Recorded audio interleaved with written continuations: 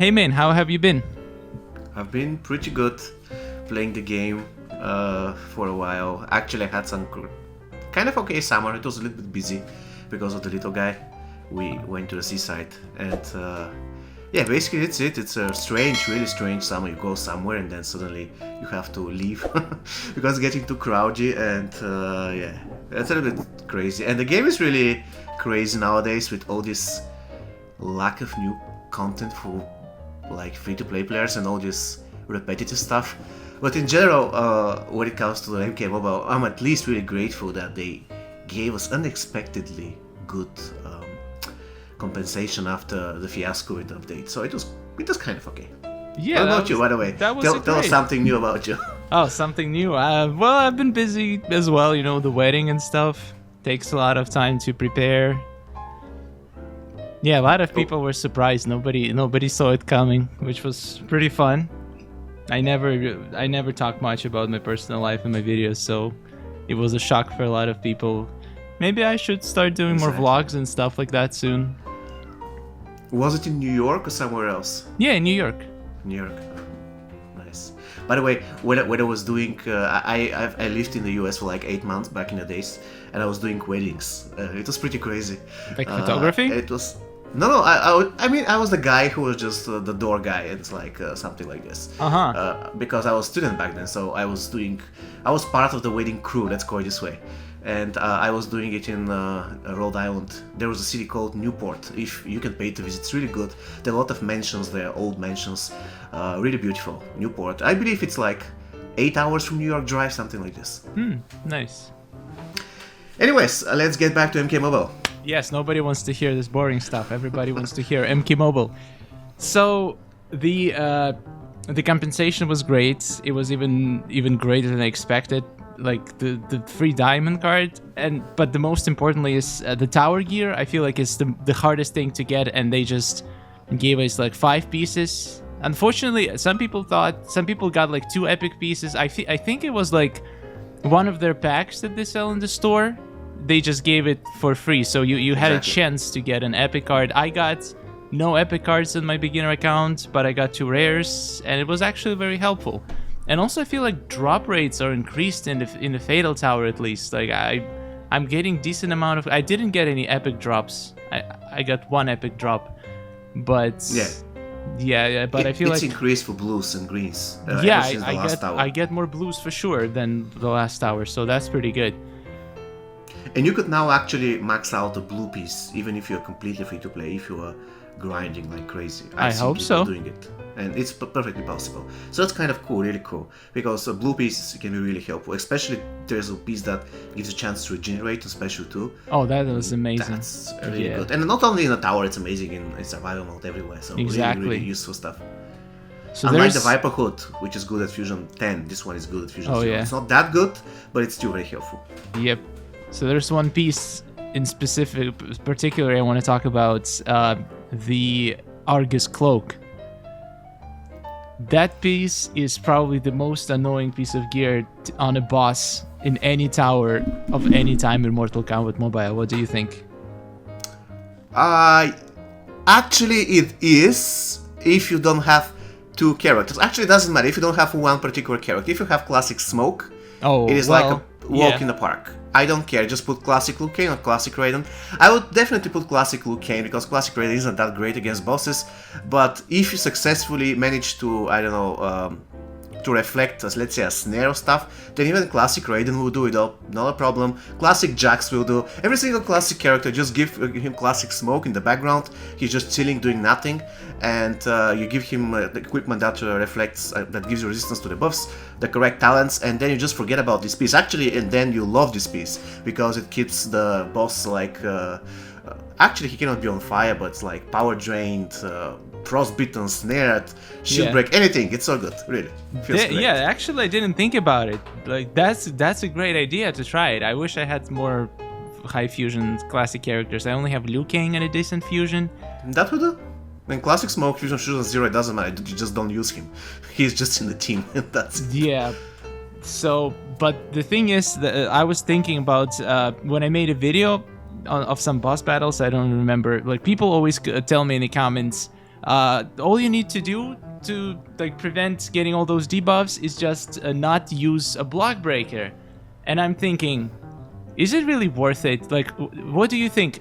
In my opinion, using block breaker is still worth it even if you get all those debuffs, because most of the bosses and just most of the characters in this tower have unblockable gear themselves. So if you don't have unblockable gear, you're just gonna get absolutely wrecked. Especially, especially considering that you can just quit battle if you like trigger regeneration or something and save all your damage.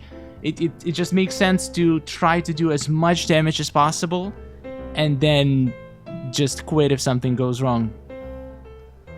Oh yeah, definitely. But the point is, if there are a few characters who don't really require block breakers, and for example, the best boss fighters are not one of them. MKX Scorpion definitely requires block breaker. Without block breaker, he cannot do shit. Which characters don't require block breaker? Classic Raiden, Injustice Raiden, Dark Raiden. Who else? Bounty Hunter Raiden Black. Classic Raiden got wrecked in the last update. His tag attack doesn't break blocks anymore. It doesn't matter. You don't require his tagging attack. I mean, tagging attack is a good thing, but usually what I would do, I have made so many videos of me wrecking Yellow Tower with Classic Raiden that I just don't want to repeat myself, but in my opinion, he's now the best character in the game. There you go, I just said it. And why he's the best character in the game? Because he's a total boss in survival mode. He can join any team and he can give you bonus every single season in survival mode. And that's really, really precious. Unlike, let's say, Classic Liu Kang. Classic Liu Kang is amazing, but he'll give you bonus once per month. Let's say once per month and a half. Classic Raiden will give you bonus every single week, except for the week that gets only Nether Realm. And that's really good. And when it comes to the block breaker, he doesn't require one. You just tag him in, and you'll notice that after every single of his combo enders, he's going to push the enemy away. And while the enemy is running back to Classic Raiden, he's going to start another combo and he will push the enemy away again. And he can repeat that forever until he gets enough power just to special one. If he's triggered, if he has, not he's triggered, if he's on fire, if he has death mark, if he has anything, just do special one, dispel it, and you're good to go. And his tagging attack, I just use it in the beginning of the match. What I do is I usually give to my starter the Ice Bomb, the uncommon piece from... Oh yeah, that's nice. And I always, by the way, repair it because it costs like 40 rubies, something like this. So I just give it to my starter, the enemy starter is frozen, then I tag in Classic Raiden. He cannot block, he cannot do anything, he gets wrecked, and I just finish him like this. Easy peasy, Japanese. And basically this is it. Classic Raiden is total boss, absolutely unstoppable. And he can be so easily supported, it's just amazing. Yeah, before this, I feel like they did something to the speed of all Raiden characters. Like when I face Raiden in the tower, I just if they get going, if they broke my block and like doing combo ender, I'm pretty much stuck. I can't insert anything. They just keep going until I like. And if they have block breaker, you can do nothing. You can block, but they will break your block and still keep going. You just need to take out or try to intercept there with special attack or something. It's just crazy how fast Raidens are right now. And in general, the AI has been buffed secretly. We were not notified about it. I don't know, have you played with the Terminators lately? No. Oh, so now, in the past, if you have played, you usually do the same thing. You just tag in the Terminator, especially if it is Dark Fate Terminator, and then just do special 1, and you're good. Or do special 2, it doesn't matter. Because you're taking advantage that you're tagging in. But now what is going to happen is, you will be tagging in, and let's say that you have Dark Fate Terminator, you have 1 bar of power, and the enemy character has unblockable special 2 with 2 bars of power, and you want to cripple him because you have special 1. You tag in, and the enemy has the initiative. So it doesn't matter that you press special 1, the enemy is going to do his special before you. Yeah, I noticed that a lot. And that's really, really bad. And not only Dark Fate Terminator, Terminators, but the Terminator is supposed to have the initiative because he tags in. Yeah. Right? He pushes the enemy away so he can start doing stuff, but he can't. And that's really bad. You need to have the perfect timing, knowing when to tag him in. But this is not the point. He has to be this unstoppable force. Why I have to be so careful when to tag him in? Yeah.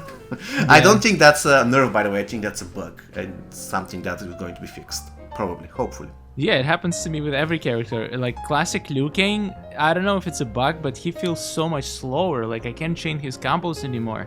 even after I tag in, like, I always get wrecked. I can never land the first attack. They always go first before my Liu Kang can even start attacking. That's so annoying. Yeah, you have to block. It's just like a new thing. Yeah, you have to block, but they have block breaker, and then it doesn't matter anymore. You're pretty much screwed at every corner.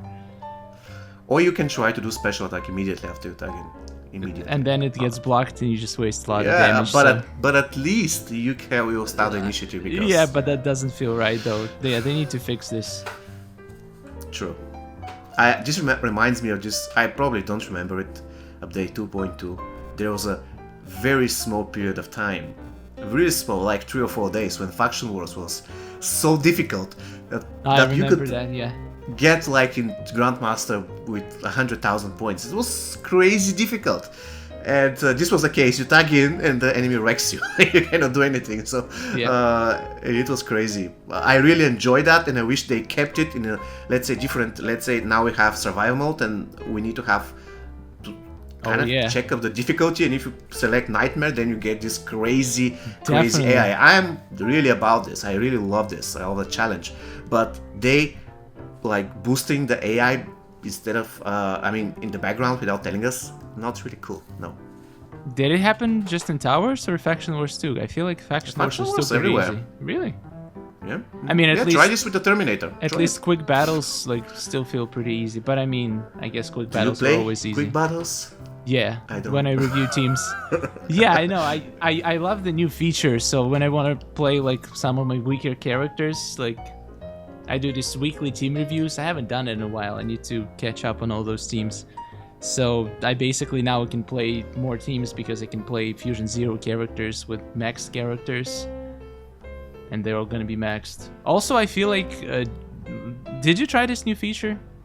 Yeah, and you'll be facing garbage teams all the time. Yeah, it feels like it doesn't take into account No, it doesn't. It probably takes the original Fusion and... Yeah, he thinks it's just Fusion Zero character. Yeah, it makes no sense. Like, why? I think they did it on purpose.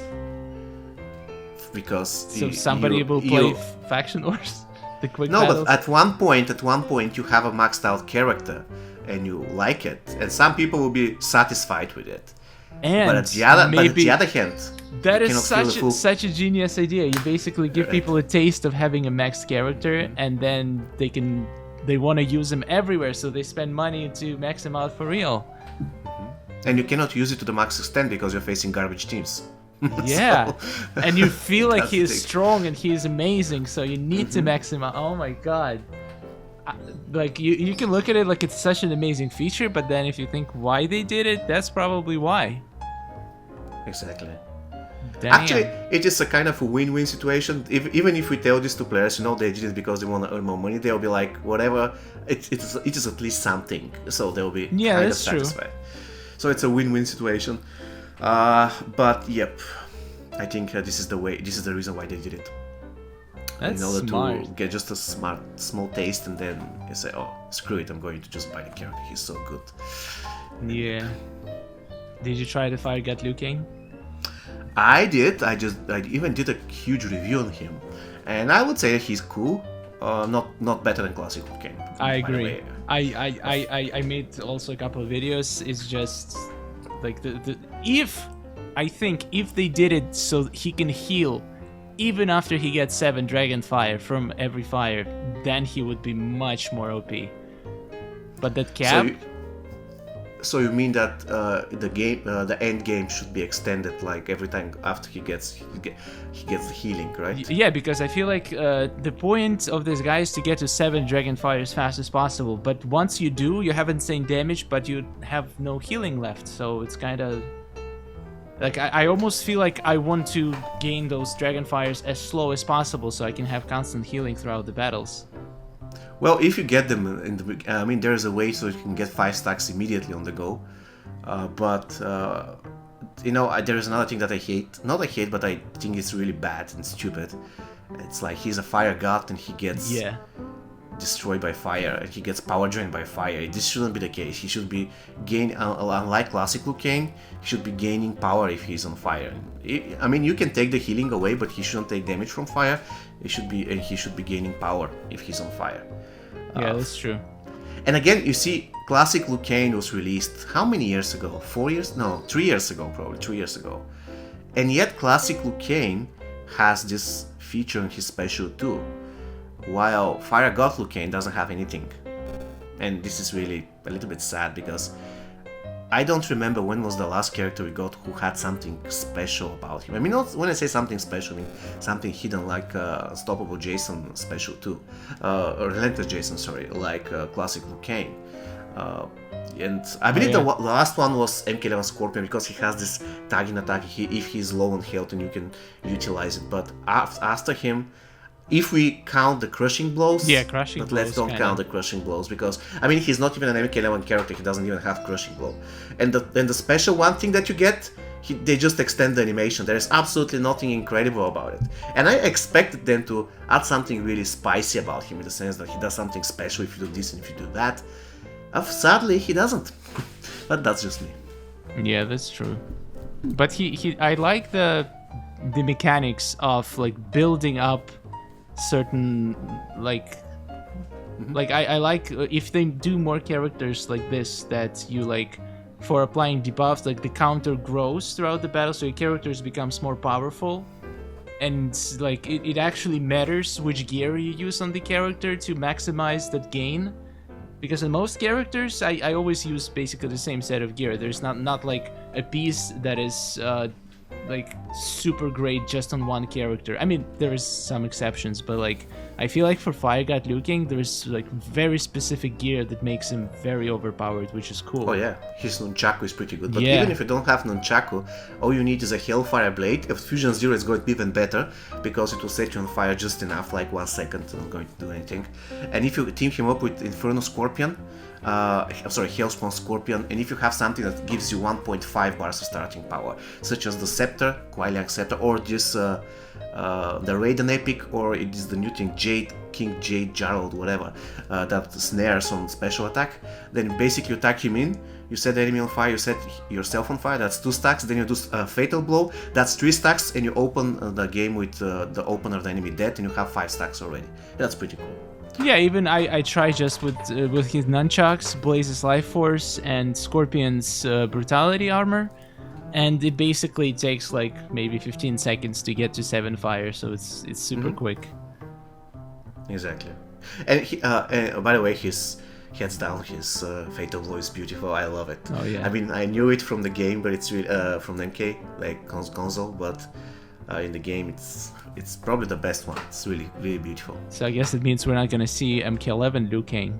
Wait, what's the difference? He was normal at the beginning, right? So there is technically MK11 Liu Kang. It's a skin, but it's real difficult to obtain in MK11. Really bad to obtain. Yeah, but I guess we're not gonna be getting that, which is fine. We have enough Liu Kangs. There is still a lot of characters. Like, who would you like to see from MK11 added as MK11? Yeah. I love Cinder. She's pretty hot in this MK11 thing. Who else? I want to see another version of Shao Kahn. He's like the ultimate villain, and you have just one Shao Kahn, while we have 3 Scarlets. I mean, come on. Also, I would love to see Shinnok, because technically Shinnok is even stronger than Shao Kahn, but he has 2 of the most underwhelming golds in the game. He deserves to have a diamond, even though I hate the fact that we're just piling up diamonds and we don't have any golds. But yeah, if we're talking about diamonds, I need a corrupted Shinnok. I would love to see another Shao Kahn, another Melina, and I would love to see a Motaro. I want to see Motaro in the game, because give them to us. Give it to us. Is it he or it? It doesn't matter. Give him to us. It's like he will be the only thing that we have and the console players do not have, because after all, they can do something with Motaro like they did with the Terminator. He cannot be grappled. He's immune to grapple. Because they have to animate his torso and stuff, how to grapple Motaro. And this will be pretty difficult, but they can make him immune to grappling stuff, and they can make him immune to X-rays and crushing blows and whatever. And there you go. That sounds OP. We can have it. We can have it, and he's going to be exclusive for mobile. I think we deserve it. Like, at least one exclusive to mobile character. Yep. This is who I want to see, basically. I've been a fan of Nightwolf. Nightwolf was basically the first Mortal Kombat character I ever played with. Like, I think it was Mortal Kombat 4 on a very old console. and he was just my favorite. I would play him all the time. He had those secret glowing axe attacks. They were so good. So I would love to see Nightwolf. But I feel like Nightwolf is not gonna have anything special though, because like compared to other characters, I mean, like what would you make his passive? Nightwolf? No idea. No idea. I've never been a fan of Nightwolf. Like, really? I'll take any passive. No, it's just like a guy with a hatchet. I mean, yeah. There's if you think about it, there's nothing really that's like he doesn't have an exciting story, no like exciting superpowers. But he looked cool in like 2004, so yeah, I feel like that's like a lot of characters have this nostalgia factor that people just love because they saw them, like they used to play them when they were kids. Yeah, that's one of the reasons, because Motaro was only playable in one MK. Actually, if we include Armageddon, but we don't want to include Armageddon because in this particular installment of the game, he was without his legs, back legs, so he was just a regular human with horns. So this doesn't count, it was just a lazy excuse. And after that, he was present, I believe, in MK9, but only in the storyline. He was never playable. I believe it's... I know what is the problem with Motaro, his torso and stuff. They have to animate everything just for him. I understand, but I also understand that it's going to be much more easier for mobile, so why not? Why not? Yeah, I guess.